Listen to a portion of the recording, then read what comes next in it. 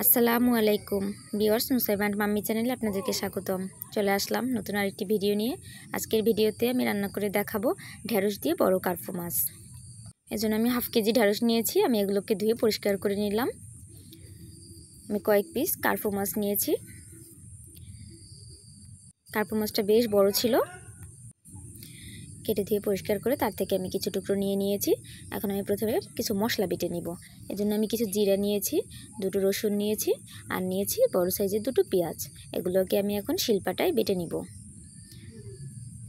মশলাগুলোকে আমি বেটে নিয়েছি। এখন আমি এগুলোকে তুলে নিচ্ছি।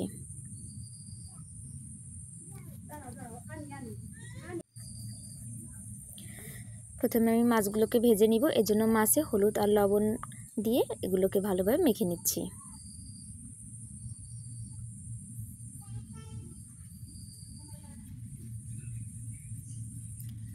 এখন আমি তাওয়ায় তেল দিয়ে গরম করে নিয়েছিলাম। এর ভেতরে আমি মাছগুলো দিয়ে দিচ্ছি ভেজে নেওয়ার জন্য। উল্টে পাল্টে মাছগুলো ভালোভাবে ভেজে নিয়েছি। এবারে আমি ঢেঁড়সগুলো একটু ভেজে নিব। কেউ চাইলে ঢেঁড়সটা কেউভাবে কাঁচাই রান্না করতে পারেন, কিন্তু আমি একটু ভেজে তারপর রান্না করব। কিছু তেল দিয়েছিলাম, এর ভেতরে আমি ঢেঁড়সগুলো দিয়ে দিচ্ছি।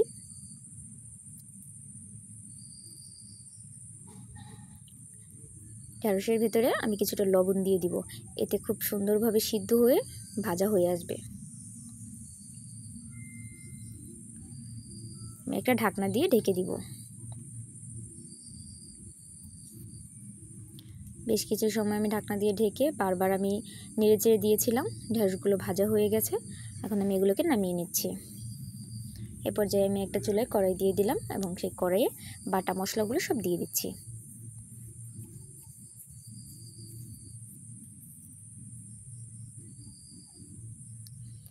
এখন আমি এর ভেতরে দিয়ে দিব পরিমাণ মতো লবণ,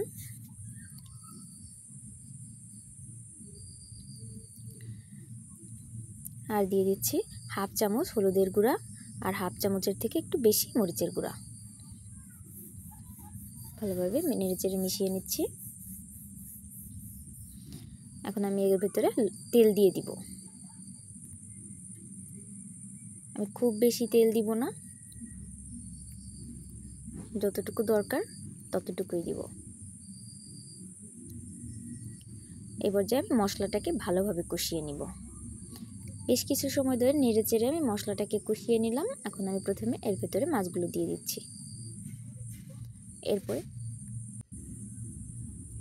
আমি ভালোভাবে নেড়েচেড়ে ঢেঁড়স, মাছ আর মশলাগুলোকে মিশিয়ে নিচ্ছি।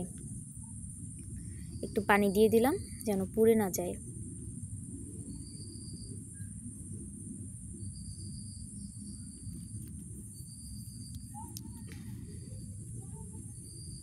আমি আবার কিছু সময় জাল করে আর একটু সময় কষিয়ে নিব।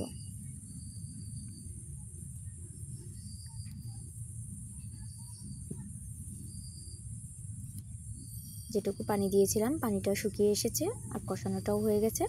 এখন আমি এর ভিতরে ঝোল দিয়ে দিচ্ছি। আমি খুব বেশি পানি দিব না, যেহেতু আমি ঢেঁড়স আগেই ভেজে নিয়েছিলাম। আপনারা যদি ঢেঁড়স ভেজে না নেন তাহলে পানির পরিমাণটা একটু বাড়িয়ে দিবেন। যতটুকু পানি দিয়েছি আমি এর অর্ধেকটা জাল করে শুকিয়ে নিব, আর বাকি অর্ধেকটা ঝোলের জন্য রেখে দিব। তো বেশ কিছু সময় আমার জাল করা প্রায় 10 মিনিট ধরে আমি জাল করে ঝোলগুলো শুকিয়ে নিলাম। তরকারিটা আর মাখা মাখা হয়ে এসেছে। ঝোল একদম তরকারির সাথে গায়ে গায়ে লেগে গেছে। এ পর্যায়ে আমি নামিয়ে নিব। আমার রান্নাটা শেষ। ভিডিওটা দেখার জন্য আপনাদেরকে ধন্যবাদ। দেখা হবে নতুন কোনো ভিডিওতে। এ পর্যন্ত ভালো থাকবেন, সুস্থ থাকবেন। আল্লাহ হাফেজ।